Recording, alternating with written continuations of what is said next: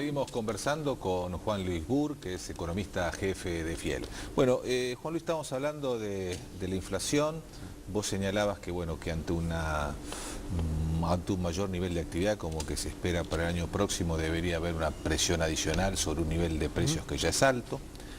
Ahora también tenemos que tener en cuenta que el año que viene es un año con elecciones en octubre, y uno también debería suponer que el gobierno va a intentar actuar y no va a dejar, uno debería suponer eso, que la inflación se acelere bruscamente justo en un año electoral, porque indudablemente es un tema que produce mucho mal humor social. Sí. ¿Vos creés que el gobierno puede instrumentar una respuesta? ¿Lo ves trabajando en esa dirección? ¿Crees que es posible que lo haga? Bueno, la primera cuestión es que en términos de la inflación medida por INDEC no ha habido cambios nunca. Es decir, la inflación se mueve en el rango de 8,5-10% sin muchos cambios. O sea, la percepción de inflación debería darse con las mediciones bien hechas de inflación. Si uno quiere evitar que la inflación crezca, uno tiene que preocuparse un poco de una serie de cosas. El año próximo, mi impresión es que va a haber alguna preocupación por el lado de la inflación, por el lado esencialmente de que no van a poder expandir el fisco, la política fiscal no va a ser tan procíclica como solía ser. Al no ser tan procíclica probablemente no haya tanto financiamiento monetario de esa expansión fiscal, y por ese lado uno podría esperar que con agregados monetarios, en lugar de crecer al 40, creciendo al 35, vos tengas la tasa de inflación más o menos estable. Pero esto es esencialmente, te diría, una respuesta que uno espera que se dé, porque de alguna forma si el gobierno cree que necesita expandir la economía, bueno, probablemente quieran seguir expandiendo por el lado monetario. No ha habido mucha resistencia a expandir por el lado monetario, eso me preocupa, y a eso le tengo que agregar que es probable que la situación de tarifas públicas obligue al gobierno tarde o temprano a nuevos ajustes. Me refiero simplemente porque, digamos, tiene un problema fiscal, o sea, y esto va a la energía, me refiero a energía domiciliaria, gas, electricidad, va al agua, va a las tarifas de transporte, que no hay que olvidarse que cuando vos le pegás a energía, le pegás a transporte, más allá de lo que pase con el subte en la Ciudad de Buenos Aires, me refiero a transporte en general, de modo tal que, digamos, lo que se enfrenta es un escenario complejo para desacelerar la inflación. Es decir, el peor momento para desacelerar la inflación para un gobierno es justamente cuando tiene elecciones, porque no le vas a pedir a un gobierno que desacelere ahí. Pero tampoco puede acelerar, como vos señalaste. De modo tal que debería llegar a un equilibrio en el cual no expande tanto la economía por el lado fiscal, claro, no emite tanto dinero y de alguna forma espera para ciertos ajustes tarifarios a mejor época. En cualquier caso, es difícil que la inflación esté por debajo este año porque ya partís de números altos y el año que viene entonces es difícil que baje. ¿Qué va a ocurrir con el tipo de cambio? ¿La política cambiaria se va a parecer más a la de la segunda parte de este año, donde la tasa de devaluación se aceleró, o va a parecerse más a la del 2011? Digamos, el gobierno ha seguido reglas que las ha ido cambiando con el tiempo, de acuerdo más con el humor que con otra, digamos, razonamiento detrás. Digamos, durante el año 2008, en medio de la crisis del agro, la política cambiaria fue apreciar nominalmente el tipo de cambio, es decir, se pasó de 3,18 a 3 pesos el tipo de cambio. Después, cuando sobrevino la crisis internacional, aceleró la devaluación muy fuerte y entonces pasó rápidamente de 3 pesos a 3,80, digamos, o sea, una devaluación de más de 20% en unos pocos meses. Después clava el tipo de cambio por año y medio, casi 2 años, es decir, hasta, yo diría, marzo, abril de este año, devaluando a 7 nominal, vos pensá la diferencia con la inflación, y de pronto comienza a acelerar a partir de mayo, devaluando a tasas que comienzan a ser tasas anualizadas del 16%, 15, 16%, y si vos mirás el dato de octubre, que es un dato muy puntual, estás al 20%, pero yo te diría que eso básicamente depende de los días hábiles, en fin, de una serie de cosas. Es decir, el gobierno ha acelerado el paso de devaluación. La expectativa es que lo mantenga acelerado por arriba del 12, 14, 15%, porque con una inflación más alta, no podés afectar demasiado la competitividad de la economía por el lado cambiario tan fuertemente. Ahora, ¿significa esto que lo va a resolver?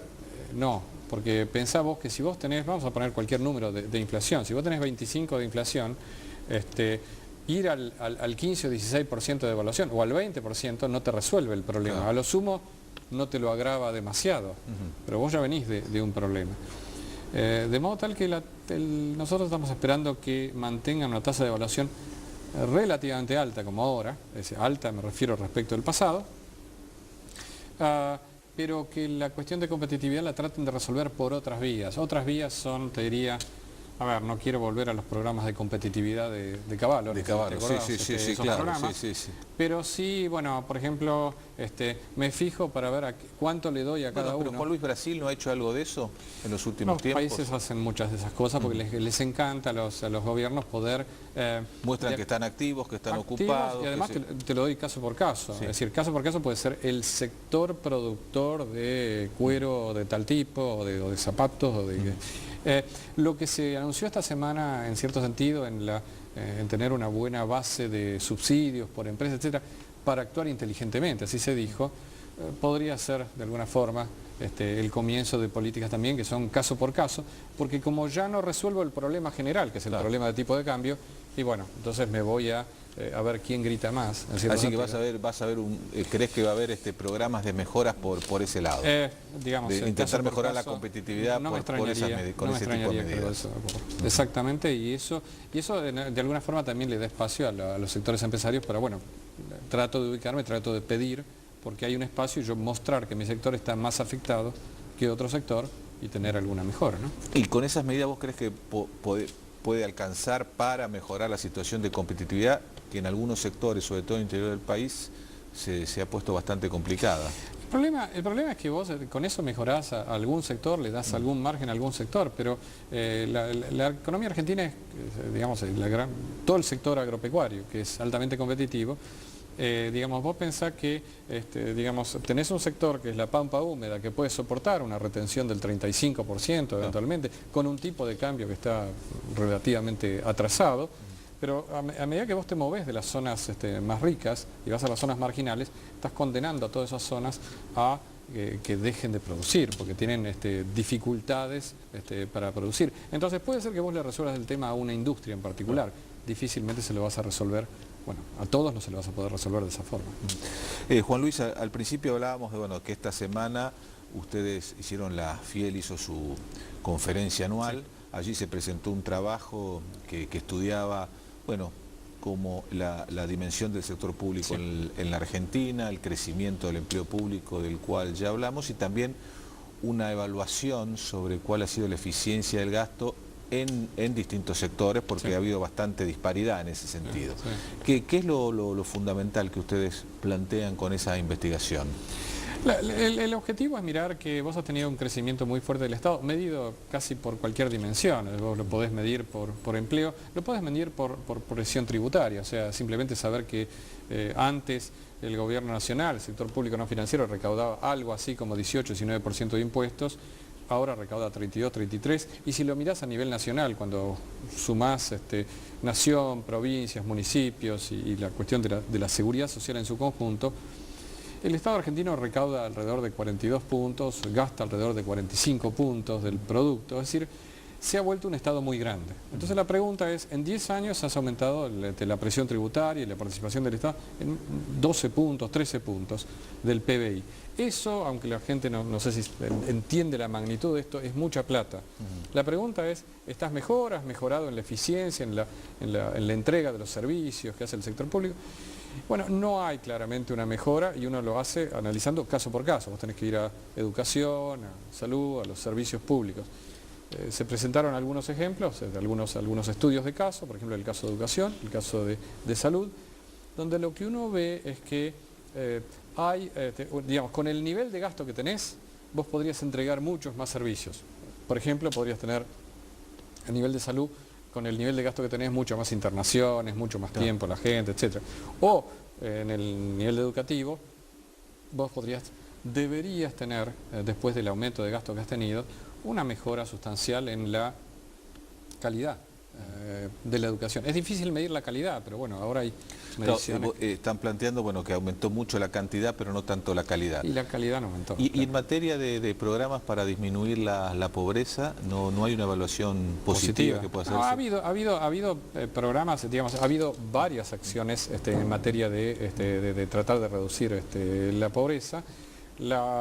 Digamos, algunos de esos programas han sido bien llevados, y eso es necesario destacarlo, solamente que son programas relativamente chicos hoy en día, los programas que están bien diseñados. Y entonces el problema central que vos tenés que ir digamos, evitando que la pobreza se resuelva por programas y la pobreza pase a resolverse por situaciones más sostenibles, más de mercado, que en el fondo es como Brasil también ha encarado el problema. Brasil tenía problemas más graves que Argentina, pero digamos, más allá del programa Bolsa Familia o todos estos programas especiales, vos tratás de incorporar a la gente al mercado de trabajo de una manera permanente y no de una manera, si vos querés, prebendaria, como sería el empleo público y todos estos mecanismos de planes sociales. Muy bien, Juan Luis Burr, muchas gracias por estar en el programa. Gracias. Nosotros nos despedimos hasta la semana que viene. Chao, muy buenas noches.